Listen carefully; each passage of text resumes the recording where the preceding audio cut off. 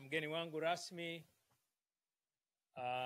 ndugu Abdurauf Ali Mgana, karibu sana katika Kidodi Podcast siku ya leo. Nimefarajika sana kukupa mwaliko huu kufika hapa katika Kidodi Podcast kuzungumza masuala mbalimbali yanayohusiana na wewe mwenyewe binafsi katika maisha yako hapa nchini Marekani na safari yako ya moja kwa moja kutoka Zanzibar, Tanzania na kuweza kufika hapa Marekani kwa ajili ya maisha. Kwa kuanzia tu, kama kawaida, huwa napenda kuwakaribisha wageni kwenye Kidodi Podcast hapa kujitambulisha au kuchukua nafasi kuwatambulisha wageni wangu ili na wao waweze kujieleza. So karibu sana bwana Abdurauf Ali Mgana. Nimetaja sawa sawa jina lako kamili? Ndiyo, umevitaja vizuri sana kabisa, na nafurahi sana kabisa kuwa pamoja na katika kipindi chako cha Kidodi Podcast. Asante sana mheshimiwa. Amin. Nashukuru sana na mimi kuweza kukubali kuja katika kipindi chetu cha leo hapa, na kama ujuavyo Kidodi Podcast inakuwa inafanya vipindi mbalimbali vya kualika wageni, na wewe leo umekuwa mgeni wangu hapa katika kipindi hichi. Kwa kuanzia tu nikisema wazi kwamba natambua kwamba umezaliwa katika visiwa vya Zanzibar. Nataka kujua bwana Abdurauf Ali Mgana, umezaliwa visiwa vya Zanzibar kama sikosei? Sawa sawa kabisa. Katika historia ya maisha yako, ndio kabisa. Hemu waeleze watazamaji safari yako ya kuja nchini Marekani hapa. Kwanza ni mzaliwa wa Zanzibar. Toa historia yako kutoka nyumbani Zanzibar, kuzaliwa mpaka ukaja hapa Marekani. Ndio, miaka hivi 1973. Alafu nimetokea Bwejiu Zanzibar. Bwejiu ni maarufu sana pia, watoto si Mungu God. So mimi hapa nimekaa pale Bwejiu Zanzibar, nikajishughulisha katika mambo ya tourist, mambo ya utalii pale. Nikajuana na watu mbalimbali kutoka nchi mbali za Uingereza kwa mfano na hadi Marekani. Nikapata bahati nikaja hapa nchini Marekani na tokea 1995. Sawa sawa kabisa. Wewe ni mzaliwa wa visiwa vya Zanzibar katika kijiji kinachoitwa Bwejiu katika mkoa wa Kusini Unguja. Ni sawa sawa kabisa? Ndio kabisa. Kijiji cha Bwejiu ni kijiji maarufu hicho katika sekta ya utalii. Na umesema amefika hapa Marekani mwaka gani? 1995. Ndio, 1995 ndio umefika hapa Marekani. Sawa kabisa. Labda tuanzie katika safari yako ya maisha kutoka katika visiwa vya Zanzibar. Najua umefika 1995. Nini kilichokuleta na sababu kubwa ambayo ukasema nataka kuja kubadilisha maisha na kuja kuishi nchini Marekani? Hebu waeleze watazamaji chanzo kilichokufanya uje nchini Marekani ni nini? Kama nilivyosema awali, nilikuwa na mambo ya chuo ambayo hivi sasa tunaita Vivo. Tulikuwa na hoteli inaitwa Dere Resort Bwejiu pale. Dere ni sana kabisa. Kwa hivyo nilikuwa sana pale ya wageni kwa shughuli mbalimbali, kuwa tayarishia kama vitu vya kuogolea na safari ndogo ndogo hapa na pale. Kwa mtu mkarimu sana ambayo nikapata bahati nikapendwa na wageni wote kuja pale Bwejiu, wakanipenda wakiwa na kunichukua tokea wao sehemu mbalimbali. Bahati nzuri huku Marekani watu ambao walikuwa wengi sana Marekani wengine kama hivi ulimwengu. Kidogo unakuja vibaya, lakini tutaendelea na kipindi chetu. Labda nikuulize swala langu la kwanza kabisa, katika maisha yako ya visiwa vya Zanzibar katika kijiji cha Bwejiu. Natambua kwamba kuja kwako hapa ilikuwa mwaka 1995. Je, ulikuwa na ndoto ya kuja hapa Marekani au ilitokea tu safari ikaja ikasema kwamba sasa nataka kubadilisha maisha ya kutoka Bwejuu katika kisiwa cha Zanzibar, nataka kuja Marekani? Au kitu gani ambacho kilikwambia kwamba uje nchini Marekani?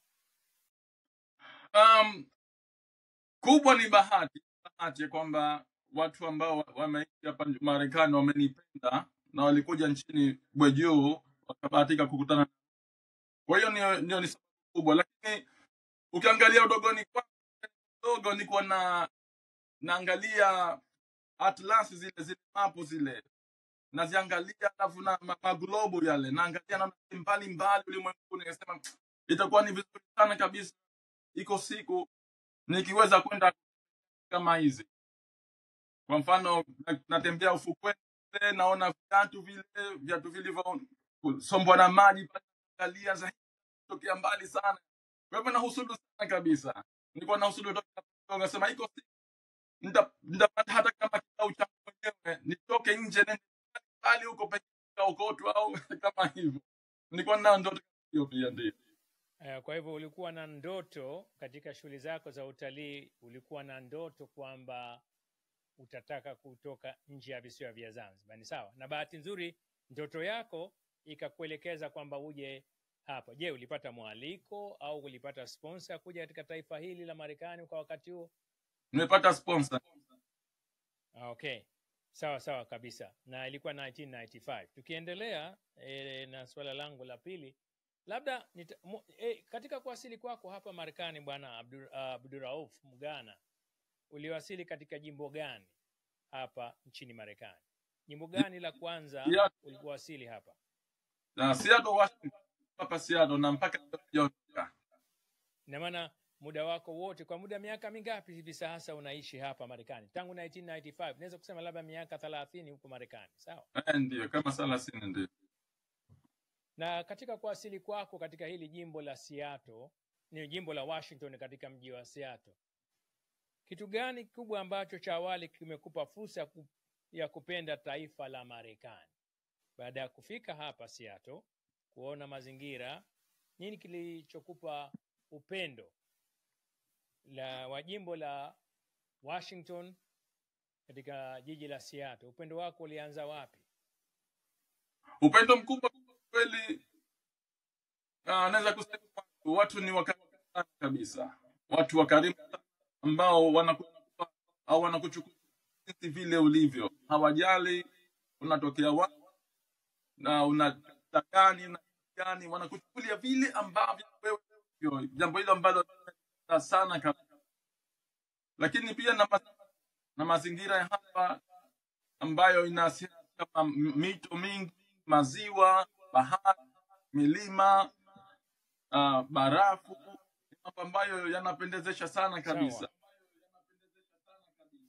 Ndio, ni sawa kabisa. Haya ni mazingira ambayo tunaelewa ni kwamba ni mazingira ya kawaida katika jiografia ya mahala popote utakuta milima, lakini nazungumza kile ambacho ulipowasili katika taifa hili katika jimbo la Washington State, na vile vile wageni wako ndio waliokupokea kwa wakati huo. Je, kitu gani cha kwanza ulikiona tofauti na nyumbani Bwejuu kule Zanzibar katika Jamhuri ya Muungano wa Tanzania baada ya kufika hapa? Unajua unapofika labda unakuwa na shock fulani, unakuwa labda unajihisi kwamba uko katika nchi ya ugenini, hujui mazingira. Kwa upande wako wewe bwana Abdurauf Mgana, kitu gani cha kwanza kilikupa shock, yani maajabu katika kuwasili kwako hapa? Aina za watu, kwa sababu taifa la Marekani la watu aina nyingi, mataifa kutoka tofauti ambao ndio wameunda taifa la Marekani. Kitu gani kilichokupa maajabu makubwa sana kusema kwamba nishafika Marekani, kitu hichi kilinipa maajabu katika kuanzia maisha yangu hapa Marekani? Sio bado kuanzia yangu, lakini jambo la uchunguzi kama nilivyoona wakati nimepokewa kwa ndege kuelekea nyumbani kwangu kipindi hicho, ambayo jambo la kawaida sana kwa kweli. Nimeona katika misafara ya gari zote kuwemo njiani, ndani ya hizo gari takribani gari moja Sasa kila gari moja tu, kila moja katika sana kuna parade, kuna mkutano, kuna jambo sana kabisa kwamba kila gari moja tu dereva 99%, ambayo ukiangalia kule tunakotoka Leo sana tuna matatizo ya mawasiliano. ndio Bwana Mgana, kuna matatizo ya mawasiliano kidogo hapa.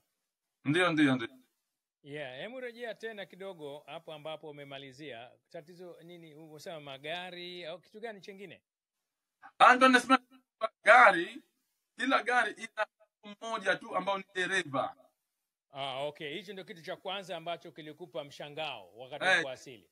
Mshangao mkubwa sana kabisa. Okay, na ambacho kilikuwa sio kitu cha kawaida kwako wewe kukiona wakati bado unaishi kule nyumbani, kwamba kila gari ilikuwa imejaa moja. Ndio. Okay. Labda kwa upande wa watu na utamaduni wao na hali ya hewa, uliyaonaje hayo katika kuwasili kwako hapa kwa hatua za kwanza katika taifa hili ambalo kwako wewe lilikuwa ni taifa jipya kuja kuishi hapa?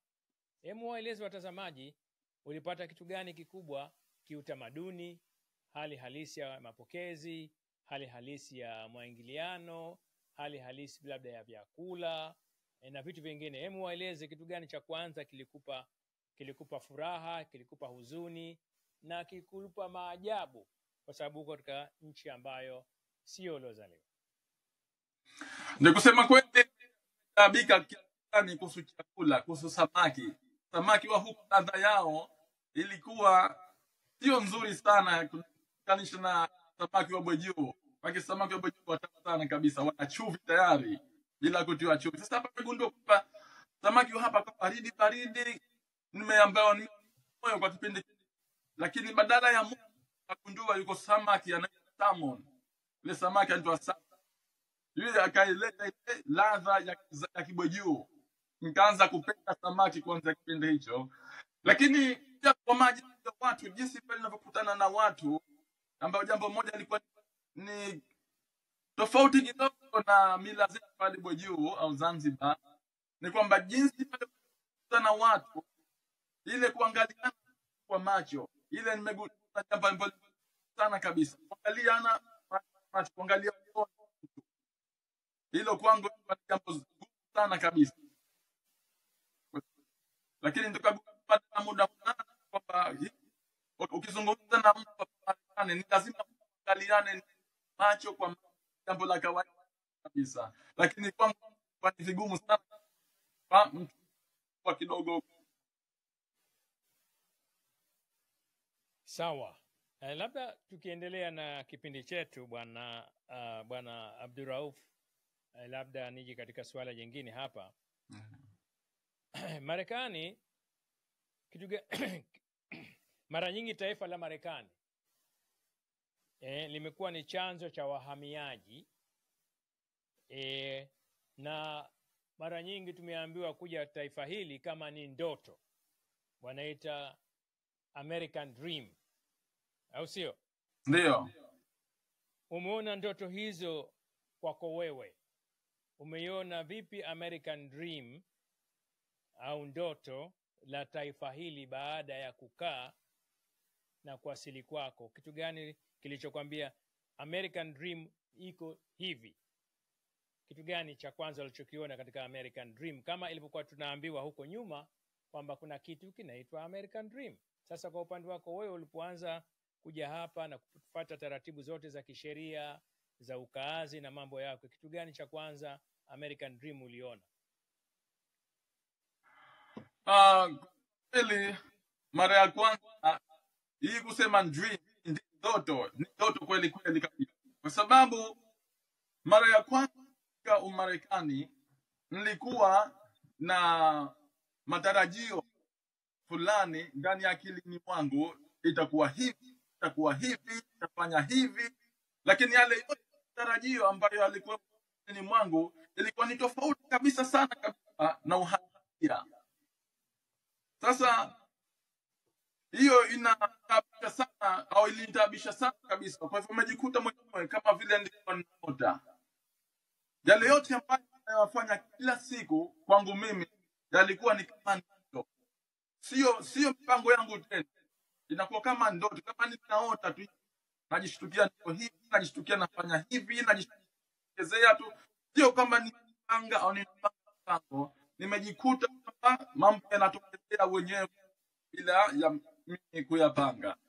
Kwa hivyo naona nilikuwa ndoto tu, mpaka hayo baada kadhaa niliporudi zangu Bwejuo Zanzibar na kurudi tena Umarekani, ndo nikaona ndio nimeamka sasa, niko akili zangu ziko wazi, najua nini nifanye wapi kitu, lakini kabla ni ndoto tu. Unaposema ni ndoto, ulikuwa unaona ni mambo ya ndoto tu, una maana gani? Una tafsiri gani kwamba hukuielewa hili taifa la Marekani kama ulivyotarajia, wakati ambapo unaona ni ndoto? Hebu waeleze watazamaji hapa ili wakufahamu, kwa sababu uko hapa miaka mingi sana, tangu 1995, na ukisema ndoto tu kuna mambo ulikuwa hukuyaelewa. Hebu mfafanua kidogo ili wasikilizaji wetu na watazamaji wetu katika kipindi chetu cha leo, ili waweze kukuelewa, ili waweze kujifunza zaidi.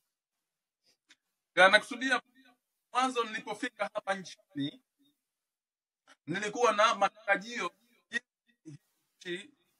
itakavyokuwa, lakini baada ya kipindi kifupi tu nikagundua kwamba yale ambayo nilikuwa natarajia au nafikiria kuhusu yote ni kwa kabisa sivyo sana kabisa. Okay. Sasa nikajikuta kwamba nakabiliwa na mambo mapya kila siku.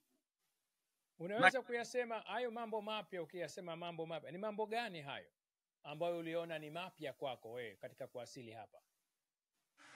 Kwa mfano, jambo la kwanza kwamba na wajibika au na lazimika kujifunza lugha ya taifa hapa. Okay. Ili ni zungumza vizuri na kufahamu vizuri, kusoma vizuri kama wenyeji, ikanibidi kwenda shule ya EL STK. Okay. Sasa ina maana ni kwamba hatua ya kwanza ilikuwa ni tatizo la lugha, ilikuwa si sawa kwako, kwa hivyo ilibidi uende shule ili uweze kukabiliana na uhalali na taratibu za maisha ya hapa nchini Marekani. Ni sawa kabisa? Ndiyo kabisa. Na sio ulikwenda shule katika hatua zako za awali katika maisha yako hapa Marekani? Ndiyo. Ni lazima ukifika hapa ya kwanza, hata kama kwamba elimu yako ni ya hali ya juu sana kabisa, pia ni lazima kwenda shule, kwa sababu nimegundua hii kwenda shule hapa nchini Marekani inakupa mazoea ya mazingira na desturi hapa. Bila ya kwenda unakuwa kufahamu mazingira hapa. Sawa kabisa. Tukiendelea na vipindi vyetu, watazamaji wetu, hapa niko na mgeni wangu rasmi, ndugu yangu huyu ambaye amekubali leo kuja kuungana nami hapa katika kipindi hichi cha leo katika safari yake ya maisha nchini Marekani. Bwana Abdurauf, labda nieleze tu, baada ya kuweza kufika hapa na kuingiliana na kuweza kuea, kitu gani kilikupa shida kwanza? Ukiachia hayo ambayo ya lugha, tuje katika masuala ya hali ya hewa. Ulionaje? Ulipambana nayo vipi katika hatua za kwanza? Kwa sababu hii ni nchi ambayo ina hali ya hewa ya joto, hali ya hewa ya baridi, hali ya hewa ambayo tunaita kipindi cha mvua, na jimbo letu hili la Washington State lina hali ya hewa zote hizo. Wewe kwa upande wako ulipambana vipi na hali ya hewa kama ni mgeni na muhamiaji hapa nchini Marekani? Kwa bahati nzuri mazingira ya hapa ni mvua na barafu. Kipindi cha mvua nyingi sana hapa Washington State, Seattle, na kipindi cha barafu kali sana kabisa. Lakini kwa bahati nzuri napenda sana barafu. Kwa hivyo kwangu mimi haikuwa ni challenge, ilikuwa ni kama mchezo. Imeniamuru kufaidi sana kabisa, kuchukua nafasi ya kwenda kwenye snowboarding katika milimani huko. Kwa hivyo nimefaidi sana. Ndio. Sawa kabisa. Labda tuende na swala jingine hapa. Nitapenda kujua baada ya makamilisho yako yote ulifanya makamilisho yote ya kisheria na ukaazi wa hapa, na baadaye nafikiri ulikwenda kusoma Kiingereza ili uweze kukabiliana na hali halisi ya mazingira ya taifa la Marekani. Nieleze hatua za awali katika kufanya kazi hapa Marekani. Ulianza kazi wapi? Ni kazi ya aina gani? Na ulijifunza nini katika kazi za awali hapa nchini Marekani? Kuhusu kazi, nimeanza iko sehemu ya restaurant, fast food restaurant, restaurant ya vyakula vidogo vidogo, sio restaurant kubwa, inaitwa Taco Bell. Yeah, na hiyo Taco Bell ni restaurant ambayo ni mpya kwenye branch hiyo. Kwenye branch hiyo ni restaurant kwanza inafunguliwa karibu na nyumbani kwangu. Kwa hivyo nikaona kwenye kaombe kazi pale, bahati nzuri kupata kazi ya kusafisha, kutengeneza vyakula na kila kitu. Nilipoona faraja kubwa kabisa, nimefurahi sana kabisa kwamba ninafanya kazi Marekani kwenye restaurant. Kwa hivyo nimefurahi sana kipindi hicho. Nashukuru sana. Na wakati huo ulikuwa ni mwaka 1995, ni sawa kabisa. Lakini mianza labda ndani ya miaka 3 baadaye. Sasa hicho kipindi cha miaka 3 baada, wakati huo ulikuwa bado unaendelea kusoma au? Ndio ndio. Na sababu siku sababu walimu wanapiga sana kabisa, wanapiga vibaya kabisa, piga vibaya kama hapa kwa siwezi na masomo kwa juu. Kwa hivyo shule ya juu wanapiga sana kabisa, ikabidi nitoroke kule, kuvumilia na mambo yao ya kupiga watoto bila kujali hata watoto. Kwa hivyo nikakimbia shule ya juu. Kwa hivyo nilipofika hapa nikajikuta na high school diploma, lakini kwa bahati nzuri hapa wanafanya inaitwa GED, lakini program ya GED inaitwa external program, kama inaitwa diploma program, ichukua kukamilisha high school. Alafu baada katika college ya Shoreline, hapo nikachukua automotive class. Alafu baada nikachukua diploma program, inaitwa associate degree ya Okay. Ya biashara. Katika hiyo elimu uliochukua ya diploma na associate degree wanaita katika community college katika chuo cha Shoreline, sawa? Ndio kabisa. Na ulisomea nini hapo kwa wakati huo? Mara ya kwanza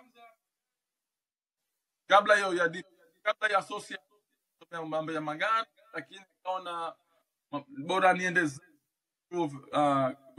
zaidi ya elimu yangu. Kwa hivyo nikachukua associate degree in entrepreneurship program, mambo ya biashara. Okay, ulichukua mambo ya entrepreneur, tunaita ujasiriamali kwa Kiswahili. Ndio. Ya mambo ya biashara, Kiswahili ambacho sasa tunakitumia kule nyumbani Tanzania. Labda tukiendelea tu bwana Abdurauf, na katika mazungumzo yetu haya ambayo leo tumekukaribisha uje hapa, labda nikija nitakuja katika mazingira ambayo ya kuwepo kwako hapa Marekani, na zaidi nitaingiliana katika masuala ya unaonaje hali halisi ya taifa la Marekani. Lina historia ndio ya muda baina ya haki za watu weusi zaidi hapa Marekani. Na wewe umekuja hapa kama ni mhamiaji ambaye umetoka bara la Afrika, kutoka Bwejuu, Zanzibar, Tanzania mpaka hapa. Unaonaje maingiliano wakati ulipofika hapa baina yako wewe kama mhamiaji kutoka Tanzania Zanzibar, na hawa watu wenye asili ya Marekani wanaitwa African Americans, kwa wakati wako wa mwanzo ulikuwa na mahusiano nayo vipi katika hatua za awali? Walikuchukuliaje wewe kama ni mweusi mwenzao lakini umetoka bara la Afrika ambaye hukuzaliwa hapa? Hebu waeleze watazamaji, umelipokea vipi kwa upande wao wakati ulipoanza kuwa nao karibu? Kusema kweli sikucheza nao sana kabisa wa Afrika hapa, sikucheza nao sana, lakini wale ambao nimeshirikiana nao katika mambo ya kazi kwa mfano au mambo ya michezo, nimeona ni watu sana kabisa. Nimekuta kwamba watu weusi African American wanapenda sana kujua maisha yetu Afrika yamekuwa, kwa hivyo na kusikiliza, wanapenda kuwaje kule kufanya nini. Kwa hivyo umeona ni watu ambao wanakuja na kukuza jinsi maisha ya nyumbani Afrika. Lakini walikupokeaje wewe kama ni mweusi mwenzao katika hatua za awali hapa? Walikuonaje? Walikuona ni mtu tofauti katika mazingira ya kiutamaduni na katika mazungumzo ya awali, pengine wakati bado unaendelea, kwa sababu ulianza kufanya kazi kwenye restaurant hiyo ya Taco restaurant, sawa kabisa? Ndio, Taco Bell. Je, hapo ulifanya kazi na watu wa aina gani katika kuanzia maisha yako? Nimefanya na wazungu wa Mexicano na ulijifunza nini na watu aina hiyo wakati huo, tamaduni zao, na pengine labda lugha walikuwa wanazungumza, walikupokeaje kwa wakati unafanya kazi katika mazingira ya kazi pale kwa wakati huo, ukiachia hao African American ambao ni weusi kama sisi, lakini tuna tofauti ya utamaduni, silka na masuala mengine? Hebu waeleze watazamaji hapa, uli experience nini wewe mwenyewe binafsi, au ulipata uzoefu wa aina gani kuhusu watu weusi na kuhusu watu wote kijumla katikati? Tumekuja na weusi, labda tuwaeleze labda Mexicano au tunaita Latinos, tuje hawa Caucasian ambao tunaita wazungu, tuje Asians ambao ni Chinese na mataifa mengine. Katika maingiliano yako ya awali, kama ni mtu ambaye sasa umeshaingia hapa Marekani, hisia juu yako wewe kama Abdurauf Mgana katika utendaji wa kazi au masuala ya kukaa nao katika mazingira mengine, na bado wewe ndo mgeni hapa Marekani, uliyapokeaje? Kusema kweli, bando wa Mexican wanakuwa wako pamoja na mimi kama vile mmoja wao. Hawanioni kama Marekani au mimi ni Marekani, lakini wananiona mimi mmoja wao. Kwa hivyo wananishughulikia kama wanashughulikia wao wenyewe. Lakini sasa kwa Caucasian, wazungu wao mimi ni wao, wanaona wao ni tofauti, lakini nawaona kwamba walikuwa ni wako tayari kukufundisha, kukusomea yale ambayo unahitaji kusoma, wasaidie urefu, ni wako tayari ili na wewe uimarike uwe kama wao. Ni sawa kabisa. Labda nije kidogo tu katika eneo jingine hapa ambalo katika maendeleo ya maisha yako ambayo ya awali yaliweza kukupa labda changamoto. Labda nije katika eneo la changamoto ambazo katika hatua za awali ya kukaa kwako hapa, kwa sababu uko zaidi ya miaka 30 sasa katika taifa hili. Nipe changamoto za awali ambazo umezipata na hali halisi unaiona sasa hivi katika taifa la Marekani.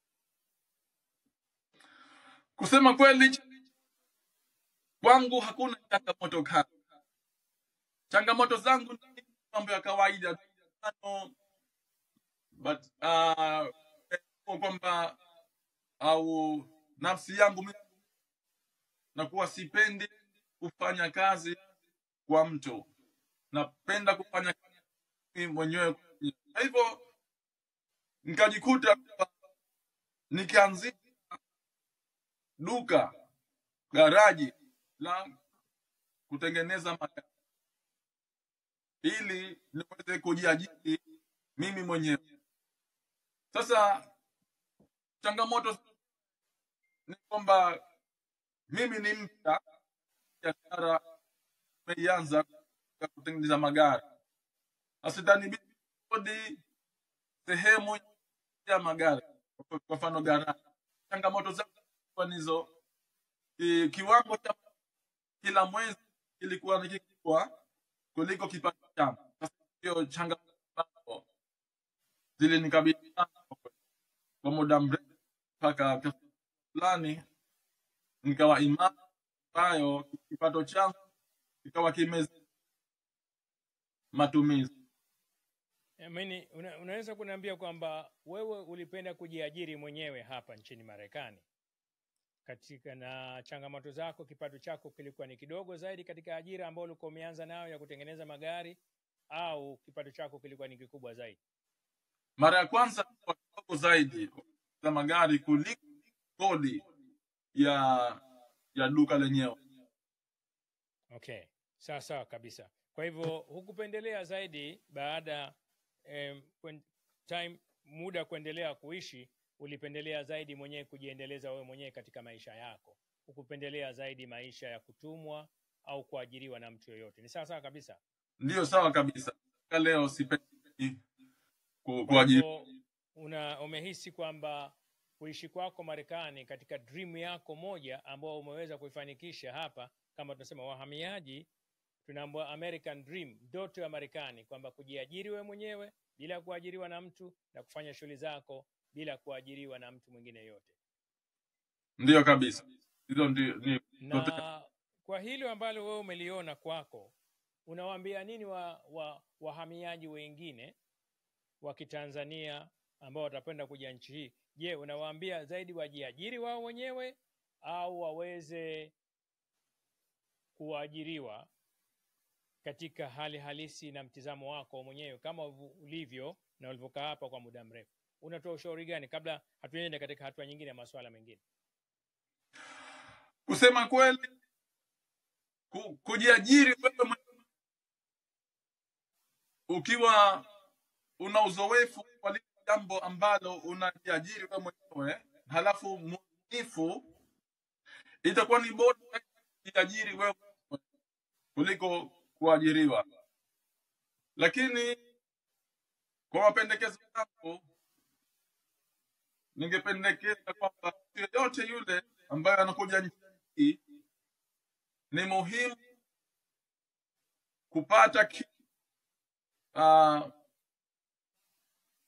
ambacho cha kufanya kitu, sio cha kubahati. Ni muhimu isa katika. Okay, sawa kabisa. Labda nije kwenye swala jingine hapa, na hili litagusa zaidi baada ya kuwa tayari ushakuwa na uzoefu wa maisha hapa nchini Marekani. Nitapenda kuelewa kutoka kwako, kwa sababu umeishi katika jimbo hili la Washington pekee kwa miaka mingapi sasa? Miaka 30 sasa. Ndio. Na unalionaje jimbo la Washington State kama we ni Abdurauf Mgana kwa miaka yote ulioishi hapa, ukiachia majimbo mengine ya Marekani? Kusema kweli, jimbo hili ni bora sana kabisa kuliko majimbo mengi nchini wa Marekani. Na kwa nini unasema kwamba jimbo hili ni bora zaidi kuliko majimbo mengine nchini Marekani? Kitu gani ambacho unakitoa mfano zaidi kuliko majimbo mengine katika majimbo 50 nchini Marekani? Kwa mfano makubwa sana kabisa, mfano Microsoft, Boeing, Amazon na kampuni kubwa Starbucks hapa, ambazo unaweza ukafanya au tenda shule kwa kipindi kifupi tu kama miaka 2 au 3 mpaka 4 pata degree nzuri sana kabisa, ambayo ukajikuta kazi kwa kipindi kifupi tu ukatengeneza sana kabisa. Hilo ni moja katika ambalo umeliona umuhimu wa jimbo la Washington State, kwamba ina Ndio, makampuni makubwa sana ya kiuchumi nchini Marekani. Sawa kabisa. ndio kabisa. Labda nije katika eneo jingine. Kama unavyotambua kwamba taifa la Marekani na lina hali halisi ya wageni asilia, wale wenye asili ya taifa la Marekani wanaitwa Native Americans. Sawa kabisa. Katika kukaa kwako wewe hapa nchini Marekani, je, ulipata bahati ya kuwa nao pamoja na kusikiliza historia zao za maisha kama ni Native Americans ambao ni watu wenye asili ya taifa hili? Je, ulipata nafasi yoyote kukaa nao pamoja na kuweza kupata chochote kutoka kwao, ukiachia hawa wengine ambao nimekuuliza awali, kama mfano hawa African Americans, kama hawa Caucasian, tunaita Caucasian ni wazungu, tunaita Latinos ambao ni watu kutoka nchi za Latin America, Asians hawa ambao ni Chinese na mataifa mengine ambao wenye asili ya bara la Asia. Kitu gani umejifunza kwa native kama ulipata bahati ya kuwa nao, ambao watu wenye asili ya Marekani? Watu ambao wana ya Marekani sijakaa sana, kipindi kifupi tu nimejifunza kwamba kama vile wamejitenga kiasi fulani, lakini ndani ya kujitenga yao wana furaha kubwa sana kabisa, kwa sababu ile kujitenga yao imewaruhusu au inawapa ruhusa ya kufaidika katika sehemu zao wanazoita passion. Hizo sehemu zao za passion ambazo zinafanya michezo ya gambling, ya casino gambling. Sasa utakuta kiasi fulani wanafaidika kutokana na mapato ya casino. Kwa hivyo naona wana kiasi fulani, wanayo pride kiasi fulani, lakini kama vile wanatenga. Sawa kabisa. Labda nitarudi katika eneo jingine sasa. Katika kuwepo kwako wewe hapa nchini Marekani, Ndio, najua uko zaidi ya miaka 30 sasa. Hebu nieleze mafanikio ambayo umeyapata kama Abdurauf Ali Mgana ambao umeyapata hapa nchini Marekani na yale ambayo umeyapeleka nyumbani katika kuweko kwako hapa. Hilo swala la kwanza kabisa. Na swala jingine ambalo nitapenda kufahamu kutoka kwako kwamba natumainia hapa vile vile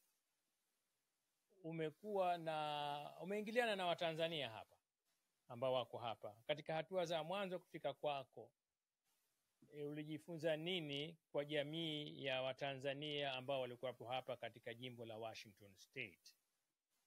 Kwa hivyo naomba kwanza unijibu hilo swala la kwanza, kukaa kwako hapa, kitu ambacho ulichokipata hapa ambacho umekifanya nyumbani ambacho kinakupa faraja kwamba umefanikiwa kwa kiasi fulani katika maisha yako hapa nchini Marekani. kusema kweli naweza kusema nipata hapa, unaweza kusema kwamba ni zile nguvu za dala. Kwa mfano, unaweza kufanya kazi hapa kwa siku moja ukabahatika kupata $50, wakati ukilinganisha na kwetu juu kupata $10 kwa siku moja sio jambo la kawaida. Kwa hivyo naweza kusema kwamba jambo ambalo faida ni kupata hapa ni ambalo nifaidisha hapa kwetu ni ile ya dala. Unaposema nguvu ya dala una maana yake nini? Kwa sababu dala ni currency ya Kimarekani. Mimi nilichokuuliza ni kwamba binafsi wewe mwenyewe katika ukazi wako tangu awali mpaka hivi sasa, kile ambacho umekiona nchini Marekani, umekwenda shule kidogo, ukajiajiri wewe mwenyewe binafsi, ukawa na shughuli zako. Je, kule nyumbani ni kitu gani ambacho umefanya mabadiliko makubwa ambayo uliyawacha kule nyumbani lakini umeyafanya wakati uko hapa nchini Marekani? Yaani mafanikio uliyoyapata hapa ambao umeyapeleka kule nyumbani Zanzibar, katika eneo la Bwejuu kwenye kijiji cha asilia. Kitu gani kikubwa ambacho familia yako iko so proud na wewe kusema tuna kijana wetu anaishi nchini kule Marekani, ametuletea hichi, amefanikiwa hichi. Kwa upande wako wewe unajitafsiri vipi katika eneo hilo katika mafanikio? Kwa upande wangu kusema kweli hakuna jambo ambalo nimefanikiwa ambalo nimelifanya kwetu Bwejuu. Jambo hilo hakuna. Na kitu gani ambacho katika jibu lako hilo kinakwambia hakuna ulichokifanya kule nyumbani? Kuna matatizo labda ambayo kwa sababu watazamaji watasoma kutoka kwako kwamba uko muda mrefu hapa, lakini pengine changamoto ulizopambana nazo zimeshindwa kuleta mabadiliko ya maisha yako kule nyumbani. Nini changamoto ambazo zimekukuta ukasema kwamba hukufanya jambo lolote kule nyumbani? Changamoto zenyewe ni mila na desturi zetu Bwejuu, au unaweza kusema Afrika, mila na desturi zetu. Sasa mila na desturi zetu Zanzibar, Afrika, bora niseme Afrika. Mila na desturi zetu Afrika ni kwamba ukiwa na mtu wako yuko, kwa mfano mimi huko Marekani, watu zangu wa Zanzibar. Kwa hivyo mimi ninakuwa ni opportunity yao, kama vile ni yao, kama baraka yao.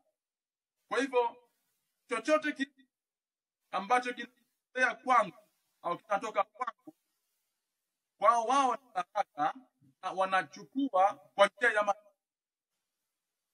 Kwa hivyo ukiwa huko Mara, kama Mara, ninayo ile upendo wa jamaa zangu.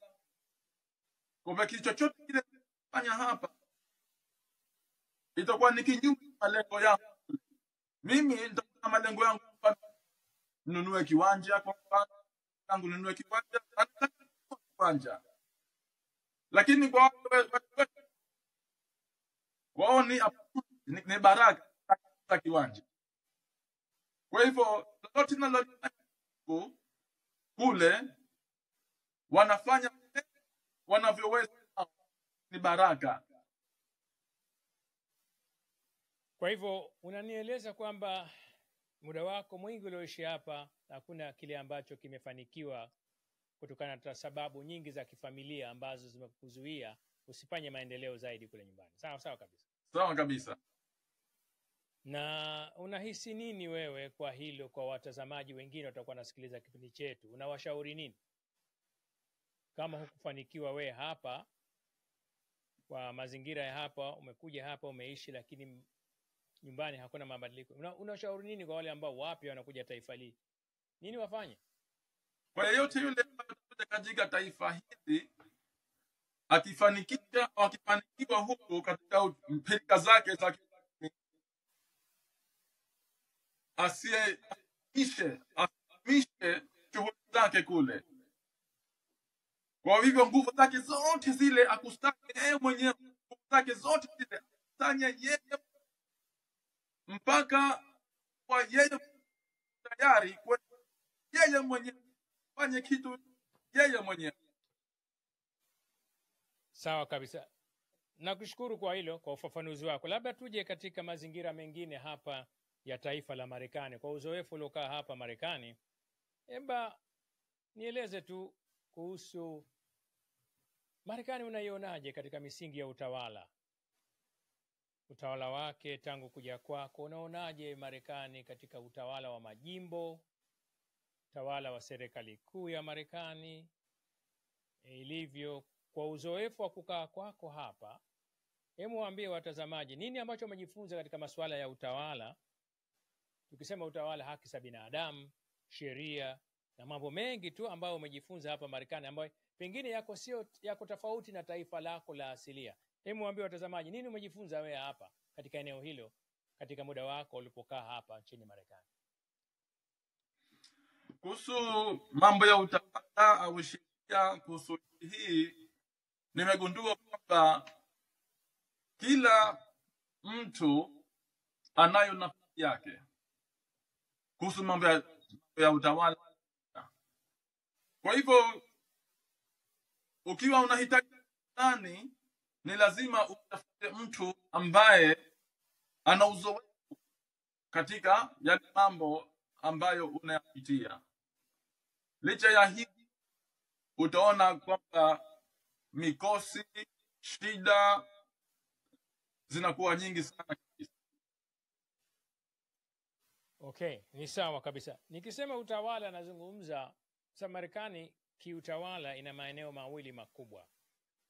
Kuna serikali kuu ya Marekani ambayo ni federal government, na kuna serikali za majimbo ambazo ziko Marekani. Natumainia katika muda uliokaa umejifunza yaliyokuwepo hapa katika masuala hayo. Miaka 30 ni mingi kuishi katika taifa hili, ndugu yangu. Natumainia umesoma mambo mengi. Natumainia hivi sasa pia unapiga kura wewe. Unapiga kura hapa kuchagua viongozi. Labda Watanzania walikuwa kwa nyumbani wanataka kukusikia kukaa kwako Marekani. Kitu gani umejifunza kile ambacho unahisi hapa? Hichi nimejifunza katika misingi ya utawala wa Marekani, na hichi nitaweza kukipeleka nyumbani katika mfumo ambao nimeuona Marekani, au nitakuwa na ushauri. Wewe unaonaje eneo hilo? Kusema kweli uzoefu sana kabisa. Ukiangalia tu hii, naona kwamba utawala wa hapa, tuseme kuna sheria sekta au ya serikali kwamba inaonyesha au inazungumzia yale mambo ambayo inaendeleza. Kwa mfano idara ya maji, tuseme idara ya maji, ukienda kwa idara ya maji inashughulikia maji, na ukiwa na matatizo ya maji unajua wapi wende, na unakwenda na ile idara ya maji inafikia. Kwa hivyo yale matatizo unamjua nani mwenyewe na nani anashughulikia na nani na kwa nini kiwa na kwa nini. Kwa hivyo yale yote ndio ninavyoona mimi. Kwa hivyo umegusia eneo moja tu hilo, lakini yako mengi zaidi. Lakini si tatizo kama utaweza kuyachambua na mengine, hilo limeeleweka kabisa. Unajua kwamba ukitaka swala la maji, lakini yako mengine mengi zaidi ambayo labda pengine umejifunza hapa, ambao watazamaji walikuwa wanataka wayasikie kutoka kwako. Labda nirudi kidogo tu Bwana Mgana, nije katika eneo la jamii yetu ya Watanzania hapa. Na pia wewe ni mmoja wapo katika wale ambao umetoka nyumbani Bwejuu Zanzibar katika Jamhuri ya Muungano wa Tanzania. Hebu nieleze kitu gani ambacho unakiona kikubwa ambacho kama wewe ni mmoja wapo katika jamii ya Kitanzania, ambapo jamii zetu zimefanikiwa kwa kiasi gani kwa mtizamo wako kama jumuiya za Watanzania, hususan katika jimbo la Washington, na changamoto ambazo tunazo kama Watanzania katika jimbo hili au kwa ujumla wake ndani ya Marekani kwa Watanzania? Kusema kweli, ukiangalia Watanzania hapa nchini tulipo, tunaweza kusema Seattle, Washington, kama vile tumegawanyika. Watanzania tumegawanyika makundi ya kikazi, makundi ya makaa, makusudia pale mtu anapokaa, makundi ya kidini, na makundi ya kule tunapotokezea, kwa mfano Dar es Salaam na Zanzibar, huu mgawanyiko. Halafu utakuta pia hawa Tanzania wanaunda au wenyewe. Sasa lile kundi wanaloliunda ni majina, lakini sasa kama wewe hujajiunga katika lile kundi, lolote lile linalokukezea, hata kama namna gani, hakujali tena, sababu tu hujajiunga.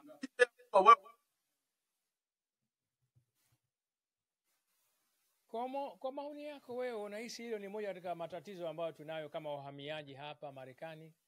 Umetaja Ndio na nini kifanyike? Kwa sababu umetaja dini, umetaja makundi ya watu kutokana na asilia zao, lakini huoni kama tunakosea zetu hapa ughaibuni? Je, huoni kama hilo ni kosa? Ni sawa kabisa. Nakushukuru Bwana Abdurauf kwamba tumepata nafasi ya kuongea, ingawa tuna mengi ya kuongea. Nitamalizia kwa siku ya leo katika kipindi chetu cha leo. Kwanza nakushukuru kuungana nami pamoja nami. Nina masuala mengi ya kukuuliza, lakini tutafanya kipindi chengine cha pili. Kuna masuala hapa nimeyaweka ambayo nitakuja kuzungumza na wewe katika kipindi chengine. Mambo mbalimbali ya kiuchumi na maendeleo yetu kwa ujumla wake. Lakini nimefarajika sana na kushukuru sana kuungana nami hapo ulipo Seattle, Washington. Na kama una la mwisho ambalo nataka kuwaeleza watazamaji wetu kabla ya kufunga kipindi chetu, karibu sana. Sina zaidi, ninaomba laheri kwa Watanzania wote nchini Amerika. Tuwe kitu pamoja, tubarikiwe. Mungu anatupenda sote. Nakushukuru sana Bwana Abdurauf Ali Mgana kuungana nami hapa katika studio yangu ya Kidodi Podcast. Nakushukuru sana na nimefarajika kwa pamoja na wewe katika siku ya leo, na tutakutana kwa mara nyingine. Na usichoke kuja kutoa taaluma uliokuwa nayo na uzoefu uliokuwa nao hapa wa kuishi hapa nchini Marekani. Na vile vile wasikilizaji wetu watasikiliza kipindi hichi, natumainia watakuwa na mengi ya kujiuliza kutokana na maelezo yako mazuri ambayo umeeleza siku ya leo. Asante sana watazamaji, tumefikia tamati kwa siku ya leo katika kipindi chetu cha Kidodi Podcast, nikiwa na ndugu yangu hapa Bwana Abdurauf Ali Mgana, ambaye nilikuwa naye kwa muda saa nzima hapa kuzungumza masuala mbalimbali yanayohusiana na maisha hapa kwake binafsi, kwa Watanzania na taifa la Marekani kwa ujumla. Shukran, asante sana Bwana Abdurauf, na kutakia kila laheri hapo ulipo. Shukran. Asante. Asante sana.